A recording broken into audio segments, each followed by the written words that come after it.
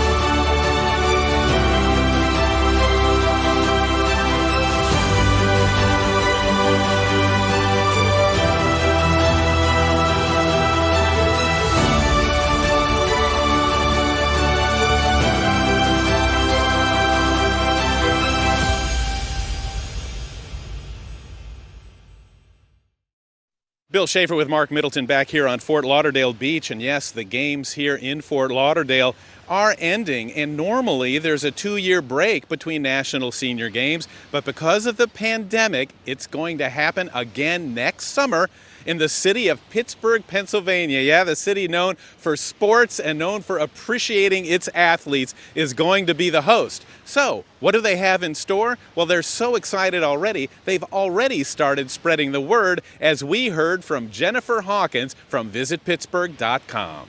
The National Senior Games is a huge event that represents our community. It represents aging gracefully and well and healthy living, which is what we're about in Pittsburgh. We were very fortunate to host the National Senior Games in 2005, and it was just an overwhelming success. And it was just the perfect time, especially coming out of the pandemic, to really talk about Pittsburgh's back open for business, but also we are welcoming all, and we want you to live healthy and live well in our community.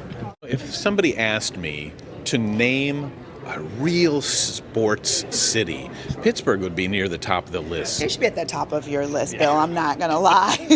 There are some great sports cities in the country, but I don't think there's anything that touches Pittsburgh. We are truly the city of champions throughout the decades. We are the only team that our city colors are the same colors as our 3 professional teams. It's really hard to compete. We're crowning champions in the city of champions. We're going to do it again in 2023. And that these athletes are going to feel that. They are going to know they are in a city to compete. It's an iconic sports destination. Tell me about the pulse of the city, the heart of the city. What is Pittsburgh all about?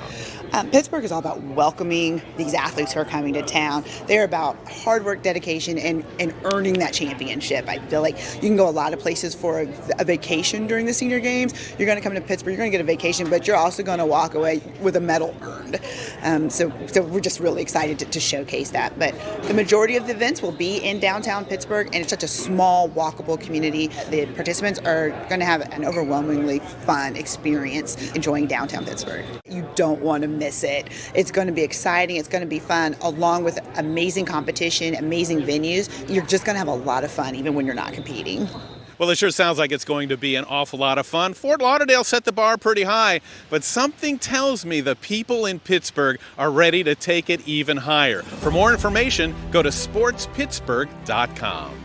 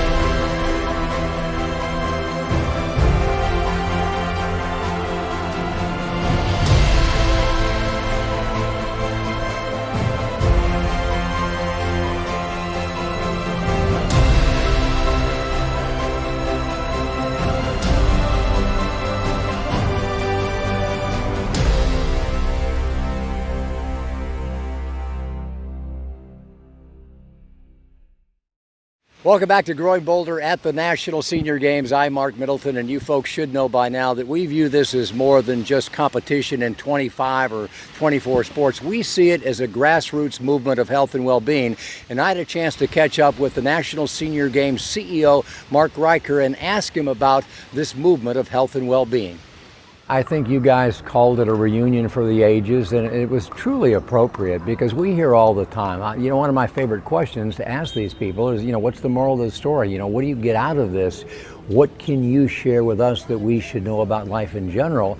And almost always in different voices, which is great, but the message is always stay active, keep moving, and surround yourself with like-minded people. And that's pretty much what you guys have created.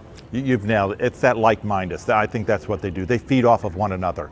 They hear the stories of the trials and tribulations of somebody else, and then it puts their things in perspective. Like, gosh, I really don't have it that hard either. Or it also then re-inspires them of what they've gone through, and also they think about other people, friends and family that aren't here, that they're thinking, you know what? They could probably do this too. As we said, there was a woman that came to our 2019 games that was on an oxygen tank and using a walker. She got so inspired, she went back and figured how to get rid of the oxygen tank and get rid of the walker. And she competed in the power walking here in 2022. That's a phenomenal story considering what we've gone through in the last 2 years with other things that have disrupted our lives. So somebody take that control, those are the inspiring moments that feed on. Well, thank you for all you do. And just finally, what I think about what you do. I think this transcends sport, it transcends entertainment. I think the community that you have built, the opportunity that you present is critically important to our entire culture. I mean, if we do not modify the lifestyle of adults in their 50s and 60s, if we don't diminish the number of healthcare issues that people have in their 70s and 80s, it's going to take a terrible toll on our entire economy, on our entire culture. You guys, I think, are the answer.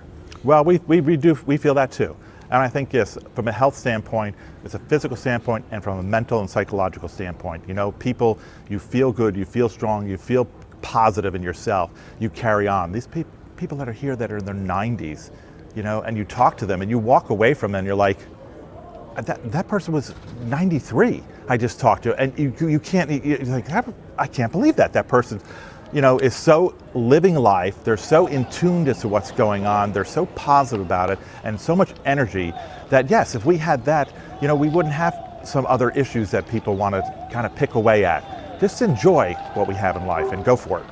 That was the CEO of the National Senior Games Association, Marc Riker. We also caught up with the communication and media guru, Del Moon.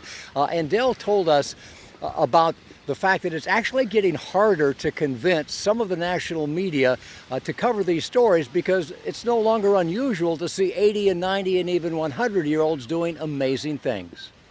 The first question I used to get all the time, who's your oldest athlete? That's the softball. That's an easy story for them, but it doesn't tell our story, and I get kind of frustrated. But we've gotten pretty good over time to provide such dynamic stories that they start to get it, and there's more and more of them that are digging underneath it. And the health and well-being aspect, we've got people that are health writers who have become sports writers because they understand that's what's underlying these people, and it's a pathway. They know it's a pathway to suggest to people as well. So we've got all of that. The media, it's kind of interesting though, the challenge now is that it's not that surprising for a 75-year-old man to do a triathlon. So they've actually kind of gotten, I'm pushing 50 and 60-year-olds, I'm pushing 50-year-old women that are doing NCAA times. It's like, nah, you know, who you got that's like 95 doing? Or our oldest athlete is 103 and he golfs. Oh, that's nice, that's nice. Oh, people can golf at 103. Well, I'm glad you think so. You know, and 10 years ago, you would have gone, wow. So it's a little bit more of an acceptance that this is what people do. It's making my job harder to talk about people under the age of 80. And you guys under 80, I'm trying. I'm going to put you on TV, I promise. I just gotta be better at it. Well, you know, Bill, as we wind down our coverage, I think the message that we get, and we hope that everybody out there gets, is that this is really something that we all should learn from, we all can learn from. And the message, I think, is that we can control the way we age. We can change the trajectory of our lives in the decades ahead if we do two things. If we get moving and we socialize, and this is a movement that really encompasses both. And the thing that I was struck with here, Marc, is the kindness. The kindness of all the competitors. Not just the fact that they want to win, they want to share the inspiration. They want to help even the beginner who's here for the very first time. They want to pull everybody up. It's not selfish at all. It's not all about me. They want us all to thrive. It's amazing. It's not like the ice hockey that you used to play back in the day when people wanted to body check everybody.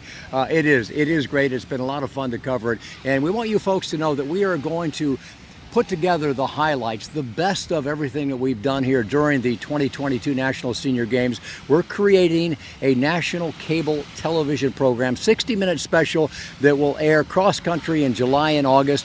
Will it be in your area? Well, you'll have to go to growingboulder.com to find out. We will update information on who's carrying it and what times in the days and weeks ahead. So it's been fun. It'll definitely be something that you want to see yourselves and share with anybody in your life who maybe is thinking that life isn't as great as it could be at this age. It's been fun here in Fort Lauderdale. We love the setup. We've loved the competition. We've been inspired by the athletes. But, Bill, it's time to say goodbye.